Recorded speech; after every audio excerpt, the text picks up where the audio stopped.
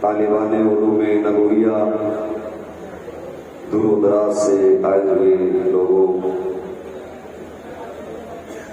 بیکانیر کی تاریخی سرزمین پر رہنے بسنے والے لوگوں، کچھ عرض و معروض کا سلسلہ شروع کرنے سے پہلے آئیے ہم اور آپ انتہائی ادب و احترام کے ساتھ بارگاہ رسالت میں ہدیہ درود و سلام پیش کرنے کی سعادتیں حاصل کر لیں۔ اللہم صلی علی سیدنا مولانا محمد وآلہ وصحبہ وبارک وسلم صلاۃ و سلام علیک یا رسول اللہ۔ حضرات، ہم اور آپ اس وقت دارالعلوم سلیمانیہ رحمانیہ کے صحن میں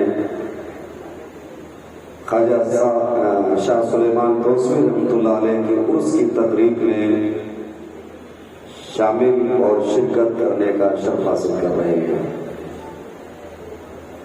ہمارے یہاں نسبتوں کا بڑا خیال اور بڑا لحاظ رکھا جاتا ہے۔ اس حوالے سے میرے بعد مختلف خطبہ سے آپ سیر حاصل گفتگو سماعت فرمائیں گے۔ میں زیادہ لمبے چوڑے خطاب کے لیے کھڑا نہیں ہوا ہوں۔ بتانا یہ ہے کہ اللہ رب العزت نے اس انسان کو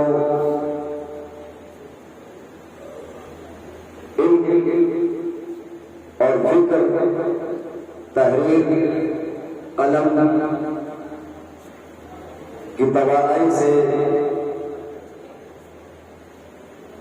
مزین فرمایا ہے۔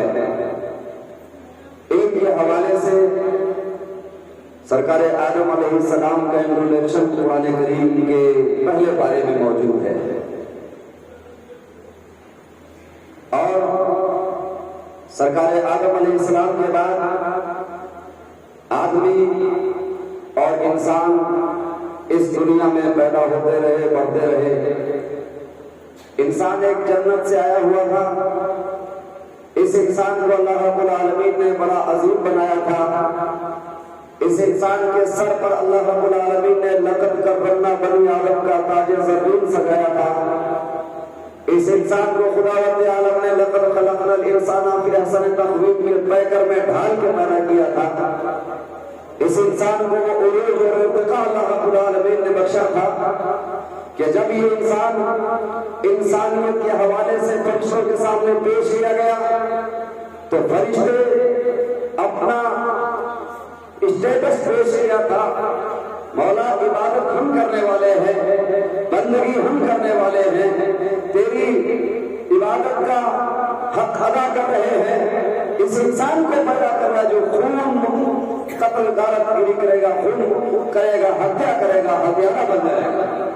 اس حوالے سے اس انسان کا انٹروڈکشن کیا گیا۔ اللہ رب العالمین نے سرکار آدم علیہ السلام کو علم کے حوالے سے فرشتوں کے سامنے جب پیش کیا، وہ ساری اشیاء کائنات، دنیا کی آدم سے لے کر قیامت تک پیدا ہونے والی چیزوں کو فرشتوں کے سامنے رکھا تاکہ انبیونی باسماء ہؤلاء ان کنتم صادقین، اے فرشتوں تمہارا فرمان صحیح ہے تو ان چیزوں کا نام بتاؤ۔ فرشتے بولے قالوا سبحانک لا علم لنا الا ما علمتنا انک انت العلیم الحکیم۔ مولا، ہمارے پاس اس سے زیادہ علم نہیں جو تو نے ہمیں بخشا، ہمیں پتہ نہیں۔ وعلم آدم الاسماء كلها، آدم کو اللہ نے سارے نام سکھا دیے تھے۔ آدم علیہ السلام نے ہر چیز کا انٹروڈکشن اور تعارف 7 لاکھ زبانوں میں فرشتوں کے سامنے رکھا۔ جب فرشتوں کے سامنے آدم کی عظمت آشکارا ہوئی تب اللہ نے کہا وَإِذْ لِلْمَلَائِكَةِ اسْجُدُوا لِآدَمَ فَسَجَدُوا إِلَّا إِبْلِيسَ۔ اس کے بعد سید صاحب تشریف لا رہے ہیں، استقبال فرمائیں۔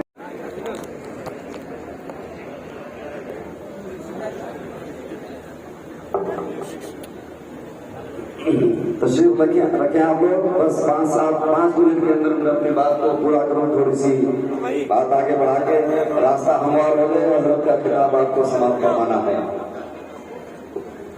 آدم علیہ السلام کے آنے کے بعد، اس کے بعد یہ انسان انسانیت کا سبق بھول گیا۔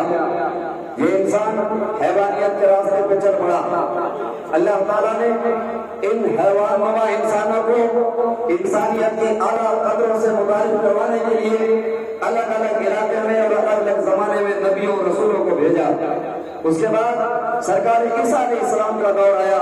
عیسیٰ علیہ السلام کے رفع آسمانی کے بعد 570 برس تک انسانیت اندھیرے میں زندگی گزارتی رہی. اس کے بعد 570 برس کے بعد اللہ رب العزت نے اس انسانیت کے رشد و ہدایت کے لیے مکے کی سرزمین پر آخری پیغمبر جناب محمد رسول اللہ صلی اللہ علیہ وسلم کو مبعوث فرمایا. سرور کونین صلی اللہ علیہ وسلم نے 40 سال تک انسانیت کا ماحول دیکھا اور لوگوں کو اس ماحول میں دیکھتے رہے. ایک انسان کی قتل کر رہا ہے, انسان جہالت کی زندگی گزار رہا ہے, انسان درندگی کے ماحول میں زندگی گزار رہا ہے, بدعات کو اپنا عورتہ بچھانا بنا لیا ہے, شرک کے دلدل میں پھنس چکا تھا, خرافات کی زنجیروں کو اپنے قدموں میں قبول کر لیا تھا اور بدعات و خرافات کا تلاوہ اس انسان نے اپنی گردن میں قبول کر لیا تھا. ظلم و ستم کی وہ کون سی راہ تھی جس راہ کو اس انسان نے نہیں اپنایا تھا. اس انسان نے وندے ماترم کی منزل سے گزر کر کے سانس لے رہا تھا. یہ انسان وہ زمین کے فصل گلے شبنم دیکھ کر کے وندے ماترم کی منزل سے گزر رہا تھا. ظلم و ستم کا راسیہ بن چکا تھا. رسول کریم صلی اللہ علیہ وسلم نے جب انسانیت کا یہ دکھی ماحول دیکھا تو مکے سے 3 میل کی دوری پر غار حرا کے خطبے فروکش ہوتے ہیں.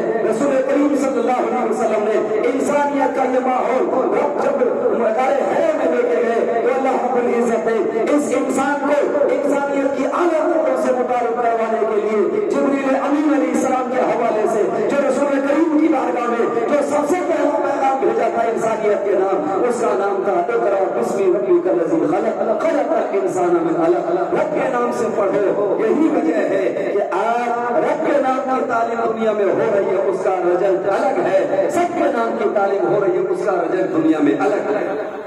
اگر یہ توانائی, یہ ٹیکنیکل خوبیاں آج قرآن پڑھنے والوں کے ہاتھ میں ہوتی تو دنیا کونے بارود کی نشانے میں نہیں ہوتی, رحمت کے پھول برستے اس کے اوپر.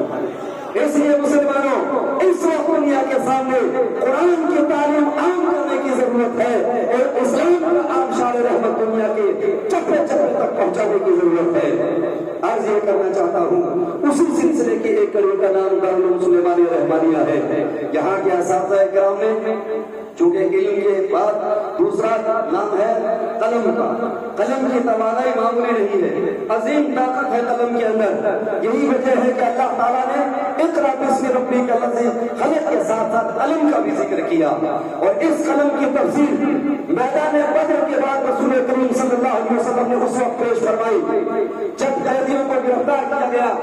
70 کفار مشرکین گرفتار ہو کر کے مکے لائے گئے, مدینے لائے گئے. اس وقت دونوں دنیا کے سامنے پیسے بھی تھے. صحابہ اکرام سے مشورہ کیا رسول کریم صلی اللہ علیہ وسلم نے, لیکن حضور سے مشورہ دینے والے الگ الگ صحابہ مشورہ دیتے رہے. حضرت عمر کا مشورہ الگ تھا, ابو بکر صدیق کا مشورہ الگ تھا. حضرت صدیق اکبر نے فرمایا تھوڑا تھوڑا جزیہ رکھ دیا جائے اور ان کو آزاد کر دیا جائے. جزیہ ان کے اوپر رکھا اور وہ جزیہ دیتے گئے اور آزاد ہوتے گئے. لیکن رسول کریم صلی اللہ علیہ وسلم نے اس موقع کے اوپر بھی علم اور ٹیکنالوجی اور قلم کی توانائی کو آشکارا کرتے ہوئے فرمایا کہ جو قیدی ہمارے جو قیدی پڑھا لکھا ہے وہ میرے صحابہ میں سے پڑھنا لکھنا سکھا دے.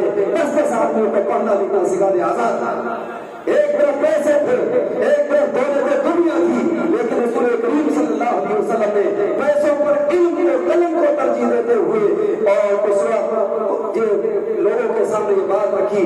اور اسی دن حضرت زید بن ثابت جنہوں نے قرآن لکھا تھا, قرآن لکھنے والے زید بن ثابت اسی دن تحریر قلم کی توانائی سیکھ رہے تھے. رسول کریم صلی اللہ علیہ وسلم نے مختلف طور پر علم اور قلم کے ساتھ لوگوں کو جوڑا ہے. قرآن کریم نے قلم کی قسم کھائی ہے. حدیث کی کتابوں میں حدیث لکھتی ہے کہ رسول کریم صلی اللہ علیہ وسلم کے بارے میں اللہ تعالیٰ نے قلم کو سب سے پہلے پیدا فرمایا اور قلم نے لوگوں کی تقریریں لکھی ہے. اسی لیے قلم کے ساتھ جو علماء وابستہ ہے وہ آج بھی زندہ ہے.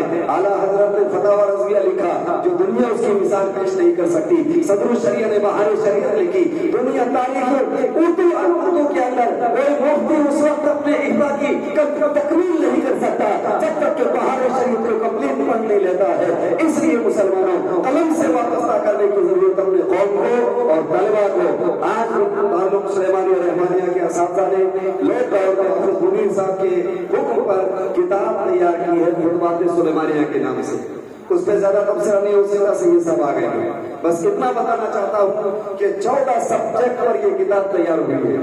مختلف تناظر ہے, علم کے حوالے سے, تقوی کے حوالے سے, صلہ رحمی کے حوالے سے, اور نماز کے حوالے سے, اولیاء کرام کے حوالے سے, اور قرب و جوار میں جو ہمارے شاہ سلیمان دوسری رحمۃ اللہ علیہ سے سلسلے کے جو پروردہ ہیں ان شخصیات کے حوالے سے جو مضامین لکھے گئے ہیں وہ آپ پڑھیں گے تو انشاءاللہ آپ کے اندر روحانیت بھی پیدا ہوگی, اور آپ کے بچوں کے اندر یہ قلم کے ساتھ جڑنے اور اس کے ساتھ وابستہ ہونے کا حوصلہ بھی پیدا ہوگا. آپ اس کتاب کو پڑھیں. ابھی سید صاحب کے ہاتھوں سے اس کتاب کا اجرا ہوگا, اور میں نے بھی شروع سے اخیر تک اس کتاب کو کئی بار دیکھا, اور بہت حد تک اس کتاب کی نوک و پلک سنوارنے کی کوشش کی گئی ہے. اگر پھر بھی غلطی رہ گئی ہو تو میں اللہ کی بارگاہ میں دعا کرتا ہوں کہ مولا تعالیٰ ہماری اس غلطی کو معاف فرمائے, اور اس کتاب کو اللہ رب العالمین اپنی بارگاہ میں شرف قبولیت عطا فرمائے. السلام علیکم ورحمۃ اللہ وبرکاتہ.